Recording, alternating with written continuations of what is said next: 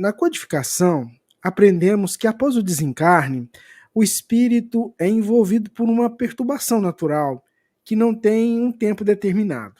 Então, por que quando o espírito permanece vagando aqui pela crosta, ele percebe as coisas naturalmente? Não sente essa perturbação? Livro Céu e Inferno, segunda parte, primeiro capítulo, chama-se O Passamento. E Kardec chama de o passamento esse passamento de daqui para lá, ou seja, o período de perturbação.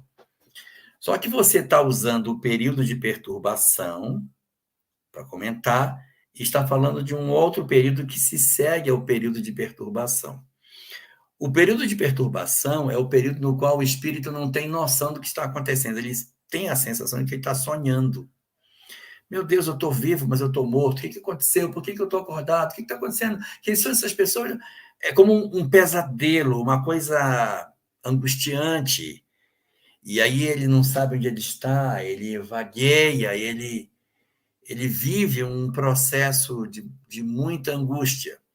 No livro Memórias de um Suicida, por exemplo, o personagem central, chamado Camilo Botelho, ele fala que ele desencarna, ele desencarnou em junho de 1890. Ele só vai tomar consciência do que aconteceu com ele em janeiro do ano seguinte. Ele passa como se fosse assim, 6 meses como que apagado. 6 meses que ele não tem nem noção do que está acontecendo. Depois desses 6 meses é que ele começa a vagar, sair da cova, andar, ir para a casa dele, mas completamente perturbado. E depois é que ele vai, 2 meses depois é que ele vai para o Vale dos Suicidas. Esse vai para o Vale. Então, veja, nós temos um período de perturbação e depois tem um período que eu poderia chamar de um período de acomodação. A pessoa desencarna, não sei o que aconteceu, meu Deus, esse é o período de perturbação. O que houve? Porque eu estou doente, eu estou... Ai, quer saber? O período de perturbação passa e o espírito se acomoda muitas vezes numa determinada situação. Aí ele fica morando no cemitério, ele fica morando no hospital, ele fica morando nas ruas, ele fica indo para festas, ele fica morando na casa que ele tinha. Ele não está mais num processo de perturbação mais efetivo. Ele já está estabilizado num ambiente que ele acha que é o dele. Ele fica na crosta vagando, sem uma noção muito clara do que seja, mas ele não está mais.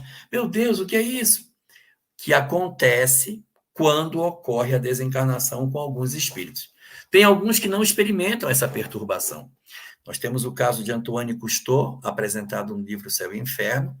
Ele desencarna e no velório ele dá a manifestação mediúnica dele. Tá? Já estava lúcido no velório. E temos, evidentemente, alguns que passam décadas em processo de perturbação. Mas, após o período de perturbação, há um período de certa acomodação com a realidade. Alguns até que dizem, não, eu até sei que eu morri, e a minha realidade é essa, eu agora estou morto, e eles creem que a vida deles continua, mas que é assim. Então, eles vivem, perambulam, andam pela noite, procuram as festas, ficam perambulando. Outros não. Outros são, em função dos seus processos de culpa, são arrastados para as regiões de sofrimento do mundo espiritual. Nem todo mundo vai para umbral, para trevas.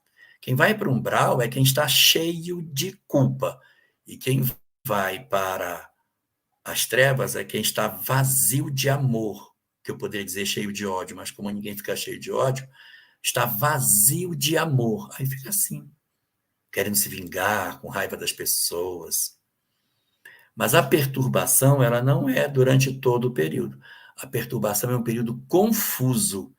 E no capítulo 1º da segunda parte, Kardec vai abordar esse período, essa janela de perturbação, onde depois dela, o espírito ou se adapta ao mundo espiritual, né? Por exemplo, o irmão Jacó desencarna, tem um período curto de perturbação, os amigos aparecem e ele vai para a colônia.